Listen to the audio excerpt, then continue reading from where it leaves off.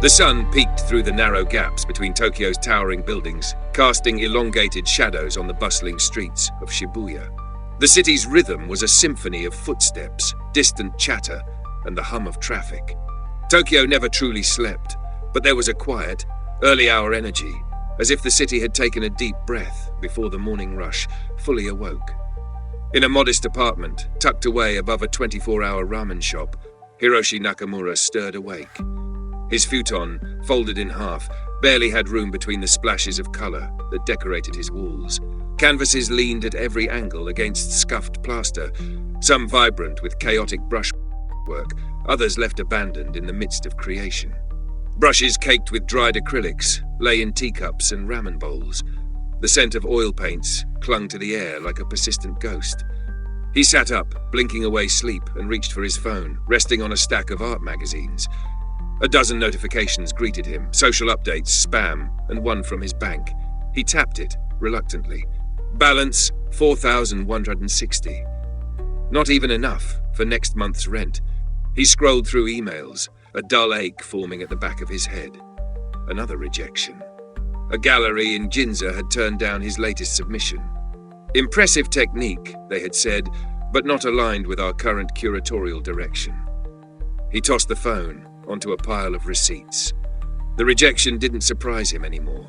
What stung was the slow erosion of hope, the kind that builds over months of hearing nothing but polite declines and unreturned messages. Coffee, he thought. Maybe caffeine would wash away the bitterness. The kettle whistled as he prepared an instant brew. Through the window, the city gleamed with possibility. Neon advertisements flickered, even in the morning light. Pedestrians moved with purpose, delivery bikes buzzed by. A city alive, with ambition. And yet, Hiroshi felt invisible. He took his coffee and sat in front of one of his larger unfinished canvases. Abstract, but with intention, an exploration of movement and stillness. He ran his fingers along the dry strokes. What was it missing? Why couldn't he feel it anymore? Later that morning, Hiroshi ventured out. The wind carried the scent of steamed buns and vehicle exhaust. He walked aimlessly at first, eventually making his way to an art space in Shimokitazawa that was hosting a showcase of experimental digital installations. He hoped for inspiration or distraction. Inside, the gallery hummed with low electronic soundscapes. One room pulsed with reactive lights that shifted color as viewers moved. Another displayed a rotating 3D hologram that whispered phrases in multiple languages. Hiroshi stood in front of a projection that changed based on biometric data fed from wristbands offered at the door. The art responded to the viewer. It was sleek, cold, clever. But to Hiroshi it felt hollow. The rawness, the grit of brush against canvas, the way a smudge became a statement. None of that lived here. This was art for the hyper-digital age, and he was being left behind. Hiroshi? He turned. A woman with short lavender-dyed hair and a denim jacket covered in enamel pins smiled warmly. Aiko, he said, surprised. She looked different but familiar, a fellow painter from university days. They hugged briefly and talked over vending machine coffee outside. Aiko had transitioned fully into digital art. She made installations, programmed visuals, and sold VR experiences. It was paying the bills. She even had a small following. You should try Yumi Mart, she said. It's kind of insane right now. People are buying dreams. Dreams? Literal ones, recorded dreams. There's tech that maps your REM visuals into shareable simulations, kind of like lucid VR. It's booming. The bestsellers are making real money. He laughed, thinking she was joking.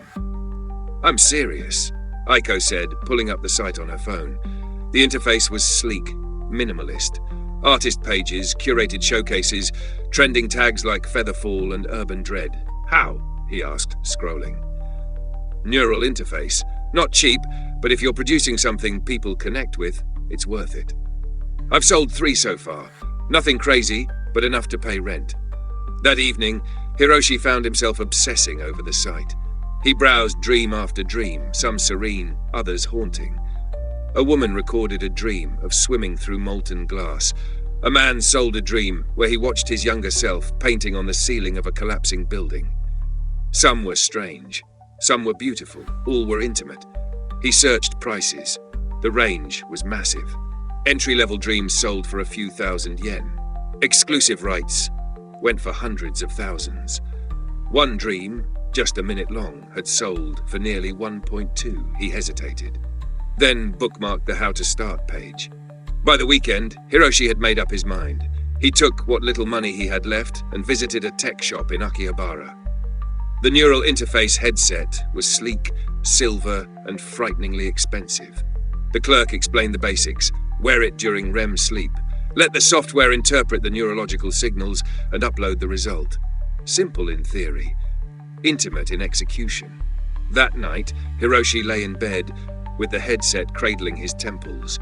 The gentle hum of calibration almost lulled him to sleep on its own. His dream was vivid. He stood on the edge of a canyon made of mirrors, watching clouds drift across a violet sky. The wind carried the smell of ink. Structures grew out of the glass, spires that bent physics, twisting toward a vanishing point above. He walked, but the ground looped under him. He met a child who whispered in backwards syllables. When he looked into the canyon, he saw himself painting on an infinite scroll, eyes closed. He awoke with a gasp, heart pounding. The headset buzzed gently, indicating a successful capture. On his laptop, he opened the raw footage. The software had translated his brain's impulses into a surreal visual sequence. The mirrors, the child, the scroll, even the colors matched the feeling. He uploaded it to Umemart and titled it Scrolls of Glass. He priced it at 10,000, modest, hopeful. He barely slept the next night, refreshing the page every hour. It sold within 12. The buyer left a glowing comment, haunting, like forgetting a language you once loved. Hiroshi reread the comment 3 times. He received 7,000 after fees, enough to buy groceries, pay half his rent, and breathe. He began recording nightly. The dreams came quickly, more vivid than before. Each morning he reviewed the recordings, refined the sequences, added ambient scores. He tagged each with emotion-driven metadata. Buyers responded. Memory coral, umbrella parade, nest of breath. He fell into a rhythm. Each day started with review, upload, replies, and the ritual of preparing for sleep. He adjusted his diet to dream more clearly. Read surrealist poetry before bed. Listen to binaural tones. His page gained followers. A curator messaged him, "We're watching your work." Still, he hesitated before accepting commissions. Those felt different. Less him. But when rent came due again, he accepted one. The client requested a dream of flying through rust and remembering someone who never existed. He tried, forced lucidity, slept for days in intervals. On the 3rd night, he dreamt of flying over a decayed metal forest, humming a tune he didn't know. A woman's silhouette flickered behind clouds. He called it Oxide Elegy. The client paid triple the standard rate, but afterward, Hiroshi felt something shift. The dreams were harder to remember, harder to own. Some mornings he woke up anxious, unsure whether something he remembered was a dream or a thought. He painted again, for the first time in weeks. The canvas came out wrong, beautiful, but foreign. He didn't remember choosing those colors. Still, the money helped. For the first time in months, he wasn't behind. He even bought fresh brushes. Then one morning, he received an invitation. Umemart exclusive creator showcase, private gallery, 6 artists, top-tier clients. It was a chance to be seen, to be validated. And that night, he dreamed of standing in a museum, surrounded by faceless patrons, applauding a canvas he had never painted. When he woke, he wasn't sure if it had been a dream or a memory from the future.